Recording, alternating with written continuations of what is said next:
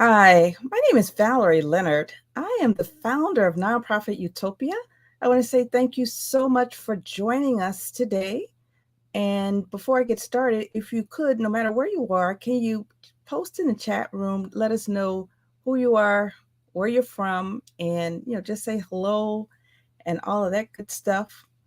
As you may or may not know, Nonprofit Utopia is the ideal community for emerging nonprofit leaders.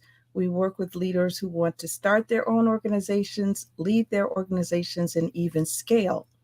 We in the community are focusing from now until December and even beyond. We want to make sure that we finish strong. So that means looking at our systems, looking at ourselves, looking at what worked, what didn't work, and all that good stuff. And we want to make sure that we finish strong and start even stronger for next year. So, along those lines, we're going to be talking today about the power of reflection and moving forward, right? So, without further ado, I am going to share my screen and then we'll just go right to it, okay?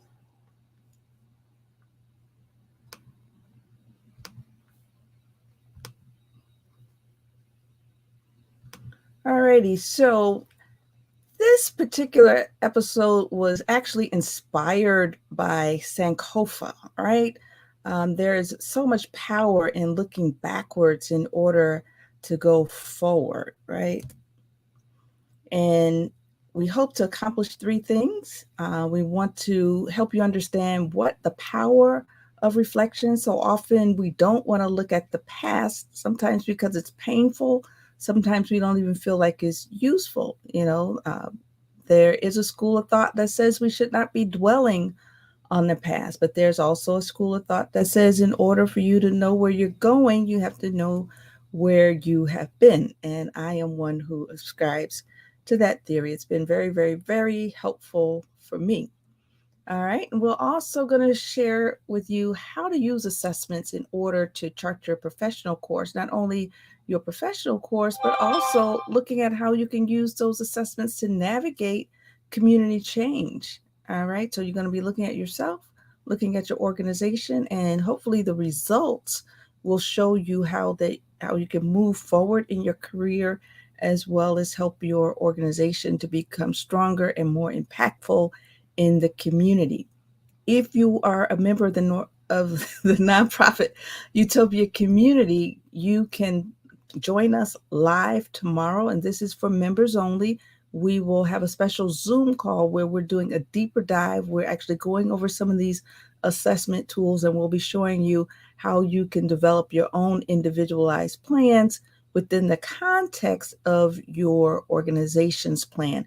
In fact, those tools are already in the community, and we'll just be doing a deeper dive for you tomorrow, same time, 3 o'clock Central Time. Alrighty, so everybody might not be familiar with Sankofa. As I indicated before, Sankofa is a theory, or it's a whole philosophy of looking back in order to go forward. It originated from Ghana, the Tweed language of Ghana, meaning to retrieve, right? It symbolizes taking from the past what's good and bringing it to the present in order to make positive progress through the benevolent use of knowledge. And I'm a believer that no matter how traumatic our experiences have been, there's something good to be gotten out of those experiences and that we can learn, and even if not just for ourselves, to share with others. Sankofa is often symbolized by a mythical bird. So there's no such thing as this Sankofa bird, but it looks awfully real. All right. And usually you'll see the bird depicted as, looking backwards with an egg in his mouth and his feet are planted forward. And for me, that is just so much an encapsulation of what we should be doing. We should be taking stock of where we've been in order for us to know where we're going.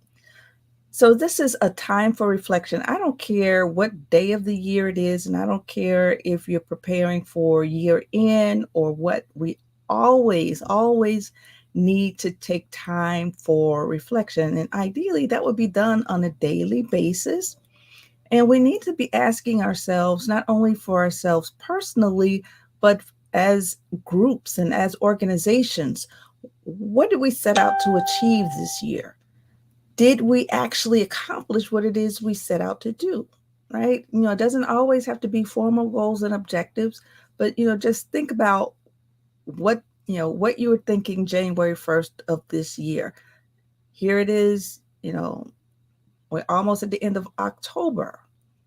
And, did the year go as planned? If so, what are some things that happened well? What worked for you?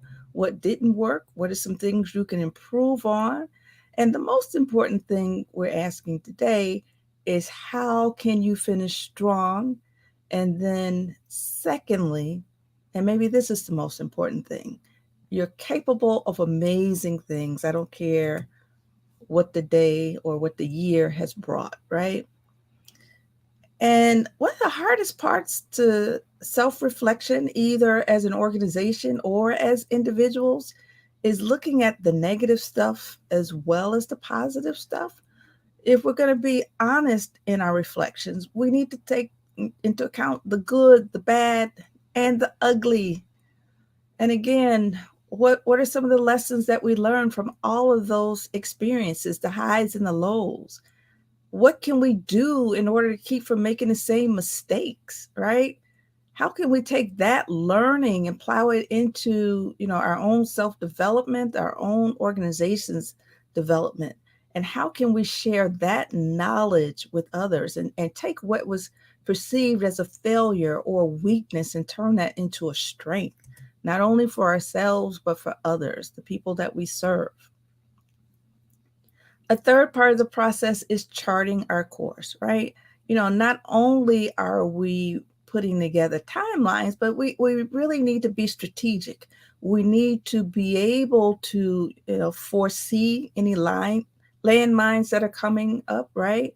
Figure out how we're going to either go around them, go over them, and hopefully not fall into them. But even if we fall into them, then what do we do, right? So all of this informs, where we've been, where we are now, and we can't go forward, at least not in a constructive way. There's an old adage, those who forget the past are condemned to repeat it. So we're using the past to be instructive, right? So that we don't keep making the same mistakes. We don't keep enduring the same challenges. And then we also want to encourage ourselves. Sometimes we may make goals and objectives that are a little bit ambitious, right? A little bit too more ambitious. There may be things that have come, to us that we didn't expect, right? So not everything is within our control, but we need to, with every cloud, look at the silver lining, right? And always with the sunshine, you want to bask in it. And you want to be able to celebrate every win, no matter how small, no matter how large. The goal is to keep yourself, keep your team motivated. So what are some of the strategies you can use to reflect and move forward? And that's going to vary based on whether you're looking at this as an individual or as an organizational leader. So here are some thoughts as to how you can go forward as an organization, some of the strategies you can use.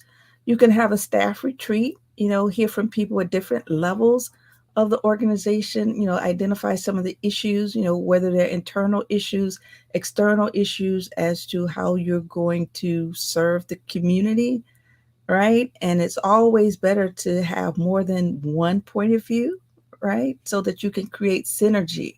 The sum of the whole, right, is going to be greater than what any one of the individuals could have done alone. You can also look at customer satisfaction surveys. What did the customer like that you did well?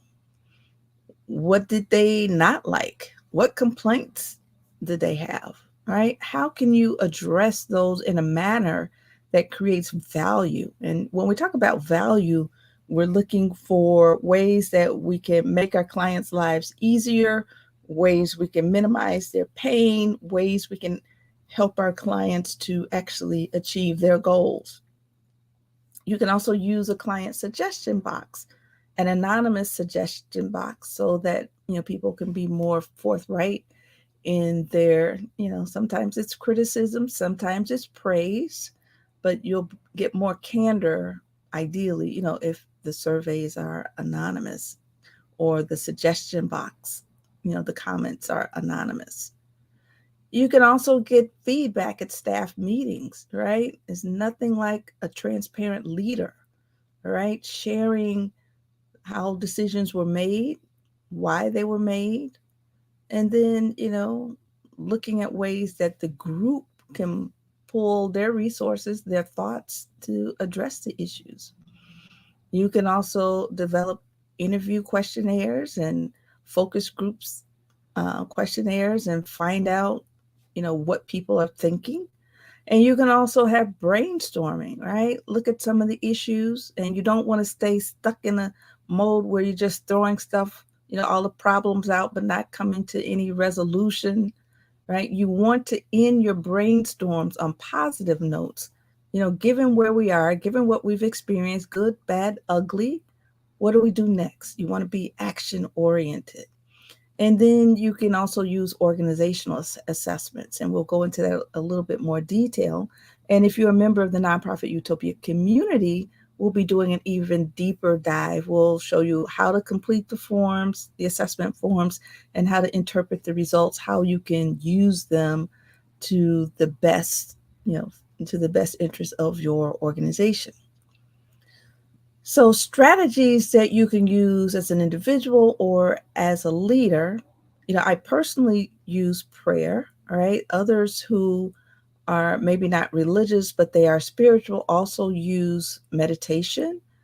We can also use journaling and self-reflection. It's amazing how effective it can be when we get the junk that's out of our head, put it on paper. If it's a problem, somehow it seems to be so much smaller when you can reduce it to paper. If it's a really, really good idea, something that just flashed in your brain and you're out to dinner or whatever, you want to write it on a napkin or whatever, put it down on paper so you don't forget this flash of brilliance. I can't tell you how many times I had wonderful ideas and didn't write them down, and they just were passing fancy, right? We need to learn how to write our ideas down. We can also, get in touch with ourselves through individual leadership and skills assessments, DISC assessments, asking for feedback, so that we're self-aware. Sometimes we do things that irk people and we really, really have no idea what we're doing to get on their nerves. There's some things we could do as leaders that actually demotivate people rather than motivate them, which was the intended effect. Sometimes things that we do have just the opposite effect. So why is reflecting and moving forward such a powerful tool? First of all, and most importantly, it helps us to get stronger results from our capacity building processes. All right, so capacity building, it means different things to different people. So when I speak of capacity building, I'm talking about looking at ways that we as individuals, we as leaders, we as organizations, how our organizations can be strengthened, right? We're taking stock of what's good about us, what's working well, what's working not so well, right? And then we're prioritizing issues. We're reflecting on what's really strong and great about us and feeling really, really good, right? And all of that stuff together puts us in a position where we can begin to prioritize strategies to make our organization stronger, make ourselves stronger, make our teams stronger. And here is a list of some of the organizational capacity building processes. We can use the self-reflection as we do our community needs assessment, as we're developing a theory of change, as we are strengthening our boards, as we're doing strategic planning, program development, leadership assessment and development, financial management, technology assessment, training and professional development, evaluation of our programs, right? Evaluation of our processes, fundraising efforts, our proposal writing, compliance, collaboration with other partners, with other people in our organizations, our policy advocacy, our executive coaching, our organizational assessment, and networking. Every one of these capacity building activities and processes requires that we what? Do some sort of self-reflection. What has happened? How do we feel about it? How did it happen? How did we end up in such a mess? How did we end up in such a wonderful place? What are some of the lessons we learned? How are we going to use that information? What are the top issues? How are we going to prioritize those issues? Right? What are we going to tackle first? What are we going to stop doing? What are we going to do more of? All of that starts with self-reflection, right? And we can't stay back there in that reflective state. We have to look at the actions we're going to take and not just look at the actions, right? It's not enough to write the actions. It's not enough to write the plan. We actually have to do something, right? So how do we actually assess our organizational capacity? And, again, we do the assessment before we do any of those activities I just outlined. A good way to do it is through an organizational assessment tool, right? You want a tool that's ideally comprehensive unless you just want to just focus on one area. But I find that it's very, very helpful to look at several different areas all at once. Look at where you're strong, look at where you struggle. You can also use a SWOT analysis. That's another assessment tool, looking at your strengths, your weaknesses, your opportunities, and your threats. We can interview others. We can interview our employees, our partners, our funders, our clients. We can just observe the environment. What are some of the thoughts? And then we can have focus groups, which are basically group interviews. So here's one of the pages to an assessment that I created, and this assessment is based on a point away study that was done by a group of capacity building funders here in the city of Chicago. And what I did was look at the areas that they found to be important, looking at how they're assessing whether or not to give people money or organizations money. And I thought that I would align this tool with the things that funders think would be important. So the way this tool works is, I work with organizations to look at themselves on 7 different areas. So it's a self-assessment. I'm not grading them, they're grading themselves, right? On 7 different areas. And then there's another section that helps them assess whether or not they're ready to apply for state of Illinois grants, right? So these tools can help you to actually, determine, what you do well, what you do not so well. Are you actually ready to seek grant funding? Are you ready to do that strategic planning process you thought you were going to do? It, can be really instructive for a lot of things. All right. So when we look at reflection and going forward, another tool that applies to is the SWOT analysis.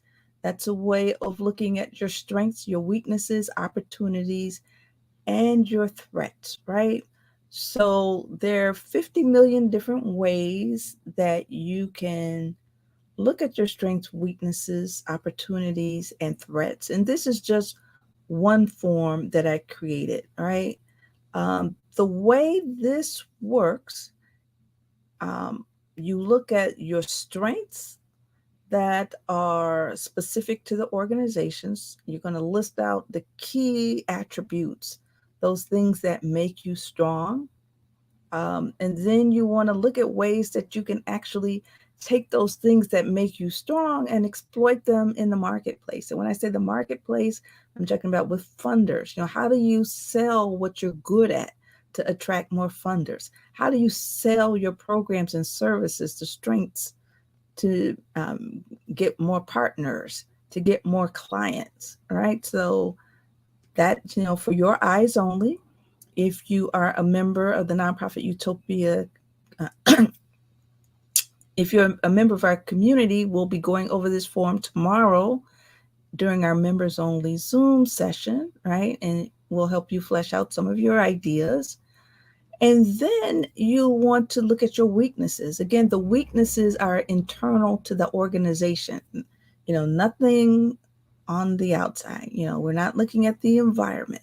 So these are things as they relate to the organization. Strengths and weaknesses, those are internal, right? So what are some of the flaws that you have? What are the attributes, that need to be improved, right? What processes need to be improved? What people don't you have? What skills don't people have, right? What are some of the ways that you can keep these weaknesses from hurting you? So that's what we mean when we say ways to minimize or improve upon, those things that are holding us back. All right. So generally, when we talk about strengths and weaknesses, we can probably list a list of over 100 things, but we really want to focus on those things that are going to keep us from moving forward, things that are going to keep us from meeting our mission, our vision, our goals and objectives, and then we'll prioritize them. When we look at opportunities and threats, we're looking at those things that are in our environment that we have no control over. It could be circumstances. For example, COVID-19. Who'd have thought back in 2020, except for, people in very, very high places, that we would be closed down as a world going on 3 years now. That was an opportunity for some. There are people who made lots of money, right? Who made lots of partners and connections as a direct result of COVID-19, right? But then there were many of us who lost, right? Some of us who lost lives, we lost our health status, lost our jobs, and all of that stuff. But for every opportunity, right, we have to look at ways we can take advantage of those opportunities. And for every threat, we have to figure out ways to address it and minimize the threat. And in an ideal situation, you want to operate in those areas where you're strong naturally. Your organization has a natural strength. You as an individual have natural skill levels. And not only are you looking at the strengths of the organization or you, the individual, but you're also looking at opportunities in the environment that you can take those skills that you have and exploit them, right? So that's really where you want to be. You want to be at the intersection of your skills and talents, your organization's capabilities, and the opportunities that the environment offers us. So, how do you develop a capacity building plan? You can do it many, many ways, but this is the way that we do it at Nonprofit Utopia. First thing we do is conduct an assessment. We prioritize key issues. We develop goals and objectives. We then identify the resources that we need, either internally, externally, or both, in order to reach our goals and objectives. And then we outline the activities and those interventions that are going to help us reach our goals and objectives, help us minimize our pain. We also look at the outcomes. What is going to change as a direct result of us engaging in this capacity building process, this self-improvement process, right? I mean, because it makes no sense to go through this exercise if we're not intentional about changing our organizations, intentional about changing ourselves, right? And then we're going to look at the measurements. How are we going to measure whether or not we're actually moving toward those goals and objectives? What data are we going to use? And, this applies in our personal and professional lives as well as with our organizations. We want to identify the ways we're going to collect the data. We want to identify where we're going to get it from, right? We want to also identify some of the assumptions that we're going to make, because as I know, that there's no such thing as perfection in any of the data that we collect, even if we create the mechanism to collect it. We also want to pull a team together, right? And we want to list the tasks that we do. We want to assign the tasks to people because we want to make sure that there's accountability, right? And we want to have a deadline. After that, we want to develop a budget. We want to look at all the activities, right? And see how much each of those activities is going to cost. Then we're going to monitor our progress, and we're going to report our impact. And you can do something very similar on an individual basis to help, improve your leadership skills, to help improve your professional development, and help you move to the next level in your organization, in your development as a leader. So you want to first start off with an assessment. Assess your leadership capacity, your ability, your style, right? What are some of the strengths and challenges? What are your skills? Personal skills, interpersonal skills, technical skills? How do you see yourself? Do you feel that you're able to convince others to follow you? And when I say follow, I'm not talking about putting your foot on your neck, on the necks of others. Do people want to follow you because, they like and respect you? Or do they follow you because they have to, meaning you have a title and there'll be consequences if they don't? So you really want to get to the point where you are leading people because they like you, they respect you, they believe that you can lead them where the whole team needs to go. How do other people see your leadership ability? How do you like to do your work? What kind of environment do you thrive in? What kind of environment just sucks up your energy? What kinds of tasks drains your energy? Is the environment you're in now a good fit? So those are some guiding questions, right? And you can use a number of different assessment tools in order to help you get your answer. There are leadership assessment tools. John Maxwell has a great leadership assessment tool. And if you're a member of the Nonprofit Utopia community, you will have access to a tool that was based off the John Maxwell leadership assessment tool. And I, as a member of the John Maxwell team, I have access to other assessment tools that he has. There is the Briggs-Meyer assessment. There is also the Leadership as Fit by Human Dynamics Institute. All right. So these are all different tools you can get to get a sense for, what makes you tick. All right. What are some of your skill levels? What are some of the things you need to work on? How do you communicate best?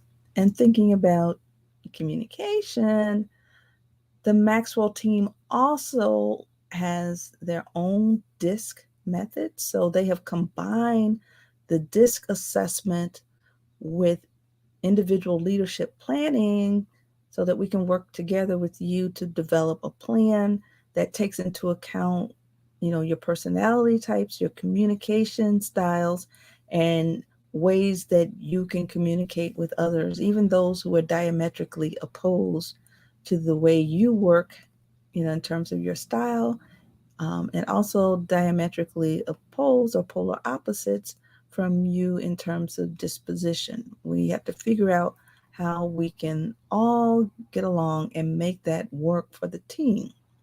So the Maxwell disc method helps you understand yourself and everybody you encounter. It helps you learn about yourself and help you lead others. And it can be used for individuals or teams. And then lastly, you want to develop your own individual leadership plan. A plan that will help you in your personal life, a plan that will help you in your professional development, and a plan that will help you within the context of the organization that you're doing leadership for, right? So you can identify your own leadership style, your strengths and weaknesses, your goals, your objectives, the activities that you're going to engage in order to meet your goals and objectives, and how this is going to help your school, how this is going to help your organization, how this is going to help your family, how this is going to help that civic group that you're involved with. You should also find a mentor or coach, and then you want to enlist others in making sure that you are successful, right? So if you have stakeholders that you're telling that you're trying to develop and you want to hold one another accountable, or you want them to hold you accountable for meeting your professional goals and development, okay, you want to make sure that they are with you, right? And then lastly, just do it. Whether you're taking stock of your strengths and weaknesses as an organization, whether you're doing it as an individual, and hopefully you're doing it for both. And I'm hoping too that you're not just doing this just because it's the end of the year. I think the end of the year is a great motivator for us to do this, but in all actuality, we need to be doing this every day, right? And make it our goal to leave our workplaces, leave our families, leave this world a better place than when we found it this morning. All right. So again, just do it. You want to implement those plans. You want to finish what you start. And I am speaking to myself even more loudly than I'm speaking to you. All right. So if you have any questions or comments, please feel free to post them in chat. I'm going to check the comments now. If you are a member of the Nonprofit Utopia community, remember on the 27th, October 27th at 3 o'clock, we're going to have our members only Zoom session, excuse me, where you can do a deep dive and we'll be bouncing ideas off of each other on these various processes. All right. If you have any questions, post them in chat. If you prefer to email me, you can. Excuse me. My email address is here. All right. And our contact information as well. Excuse me.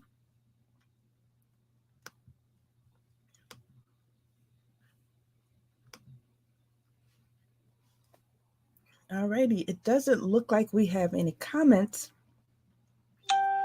I want to thank you so much for joining us. And I look forward to talking to you tomorrow. And when I say you, I'm talking to the members of the Nonprofit Utopia community. We will be doing a deeper dive into these topics. All righty. I will see you next week. Take care. Bye-bye.